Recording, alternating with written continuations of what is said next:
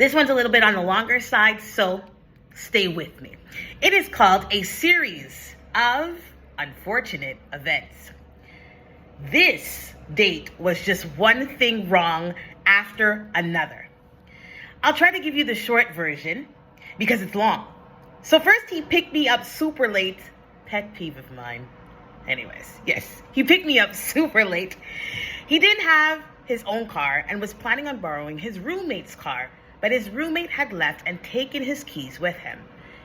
He had to run around between apartment complexes on foot to try and track down his roommate and the keys. Now, eventually, he got a hold of a car to use and picks me up to take me to the sand dunes for a bonfire. On the way there, we run into a road closed sign because of construction. Now, he's worried that it's getting really late and doesn't want to have to find a way around it. So he decides to drive through the construction. Now, we're starting to drive through huge ditches and past huge tractors, but eventually there's nowhere to go. So, of course, he has to turn around. Anyways, it's getting later now for us to go to the sand dunes, but we finally make it there. So once we are there, we start setting up the bonfire, and it takes forever to light because at this time it's super windy. Not long after we get started, it starts to rain, nearly putting out the bonfire again. So once the rain stops, we realize, you know what, it's getting pretty late, so we decide to just call it a night and head back. We put out the fire and get back into the car to head home. But guess what? The car doesn't move. The rain had caused the car to sink into the sand, and now we're stuck.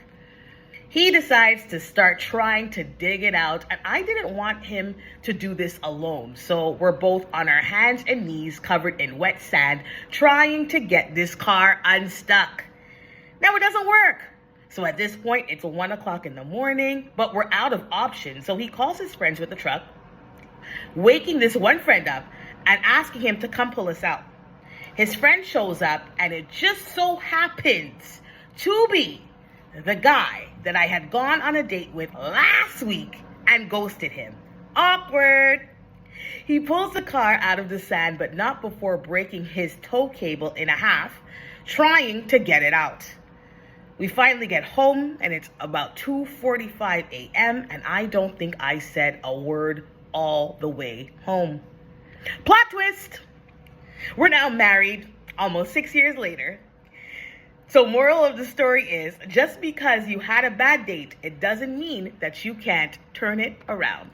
I love the plot twist in that story, I'm not going to lie. Some of us, like me, probably wouldn't have gone through with the date. From the minute he said he was late, I probably would have been like, well, you know what I mean? Let's turn on the TV shows and go to bed, because I don't like lateness and I don't like to wait either. But sometimes, gotta be a little patient, because look where they are now. They seem like they're happy, so that's good.